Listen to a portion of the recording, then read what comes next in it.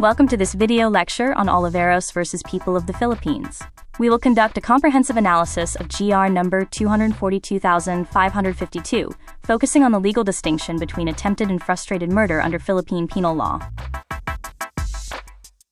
In the first part of this video, we will examine the case overview and facts. This includes looking at the factual backdrop, the incident at the Binmayli market, and the relevant medical findings. The incident occurred on October 20th, 2013, at a public market in Binmayli. A verbal altercation between Glenn Apostol and Mimilan Oliveros escalated when she called her brothers to the scene. This led to a physical confrontation and the eventual apprehension of the assailants by local police. Prosecution evidence included eyewitness accounts of the attack and medical testimony from Dr. Melquiades Manawa. Glenn sustained hacking wounds and a cheekbone fracture. During cross-examination, the physician noted that while death was a possibility if untreated, the wounds were not necessarily inherently fatal.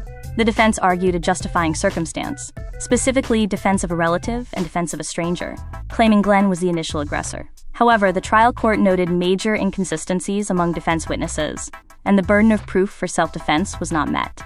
Next, we move to the second part of this video, which focuses on the judicial rulings and legal doctrines established or applied by the courts in this matter. This table shows the progression of the case. While the RTC and the Court of Appeals both convicted the accused of frustrated murder, the Supreme Court eventually modified the ruling to attempted murder.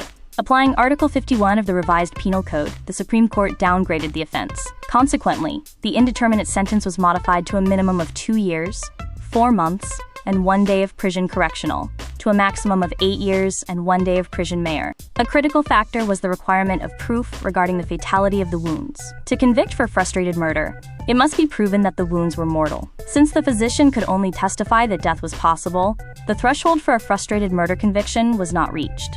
Key legal doctrines included resolving doubt in favor of the accused, confirming the qualifying circumstance of abuse of superior strength, and the clear establishment of conspiracy among the attackers through their coordinated overt acts. This slide outlines the stages of execution, from preparatory acts to the attempted stage where overt acts are commenced but not completed, the frustrated stage where fatal wounds are inflicted, and finally, the consummated stage. This concludes our analysis of the Oliveros case and the principles of Article 6.